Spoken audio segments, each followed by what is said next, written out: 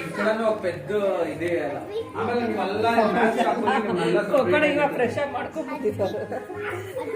friends దానికి ఆమెకి ఇదేస్తాం okay video background వేసేసి రాజ్ కుమార్ పాట వేసేస్తాం చెప్తాను ఇది ఎవరు పుష్పకి చెప్తాం అదేనే కూర్చోండి కూర్చోండి